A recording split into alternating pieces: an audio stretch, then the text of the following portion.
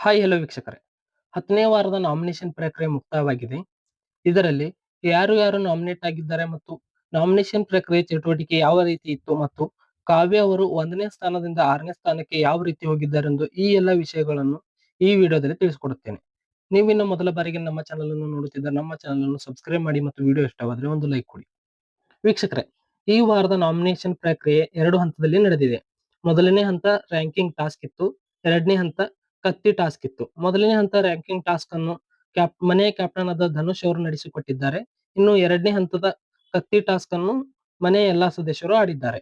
ವೀಕ್ಷಕರೇ, ಮೊದಲನೇ ಹಂತದಲ್ಲಿ ಮನೆಯ ಕ್ಯಾಪ್ಟನ್ ಆದ ಧನುಷ್ ಅವರು ಯಾವ ಯಾವ ಸ್ಪರ್ಧಿಗಳಿಗೆ ಯಾವ ಯಾವ ರ್ಯಾಂಕ್ ಕೊಟ್ಟಿದ್ದಾರೆ ಎಂದು ನೋಡೋದಾದ್ರೆ, ಮಾಳು ಅವರಿಗೆ 11ನೇ ರ್ಯಾಂಕ್ ಕೊಟ್ಟಿದ್ದಾರೆ. ಸೂರಜ್ ಅವರಿಗೆ 10ನೇ ರ್ಯಾಂಕ್ ಕೊಟ್ಟಿದ್ದಾರೆ.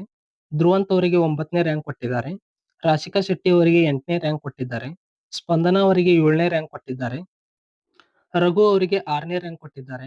ಅಭಿಷೇಕ್ ಅವರಿಗೆ 5ನೇ ರ್ಯಾಂಕ್ ಕೊಟ್ಟಿದ್ದಾರೆ. ರಕ್ಷಿತಾ ಅವರಿಗೆ 4ನೇ ರ್ಯಾಂಕ್ ಕೊಟ್ಟಿದ್ದಾರೆ. ಅಶ್ವಿನಿ ಗೌಡ ಅವರಿಗೆ 3ನೇ ರ್ಯಾಂಕ್ ಕೊಟ್ಟಿದ್ದಾರೆ.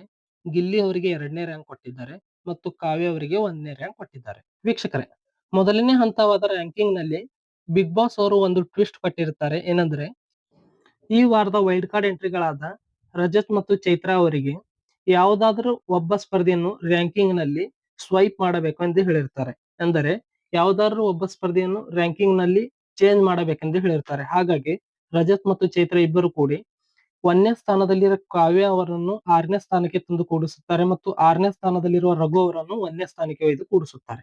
ವೀಕ್ಷಕರೇ, ಈ ವಾರದ ನಾಮಿನೇಷನ್ ಪ್ರಕ್ರಿಯೆಯಲ್ಲಿ ಮನೆಯ ಕ್ಯಾಪ್ಟನ್ ಆದ ಧನುಷ್ ಅವರು ಮತ್ತು ವೈಲ್ಡ್ ಕಾರ್ಡ್ ಎಂಟ್ರಿಗಳಾದ ರಜತ್ ಮತ್ತು ಚೈತ್ರ ಅವರು ನಾಮಿನೇಷನ್ ಪ್ರಕ್ರಿಯೆಯಲ್ಲಿ ಭಾಗವಹಿಸಿಲ್ಲ. ವೀಕ್ಷಕರೇ, ರ್ಯಾಂಕಿಂಗ್ ಟಾಸ್ಕ್ ನ ಆಧಾರದ ಮೇಲೆ ನಾಮಿನೇಷನ್ ಪ್ರಕ್ರಿಯೆಯ 2ನೇ ಹಂತ ಶುರುವಾಗುತ್ತದೆ. ಅದೇ ಕತ್ತಿ ಟಾಸ್ಕ್ ಆಗಿರುತ್ತದೆ.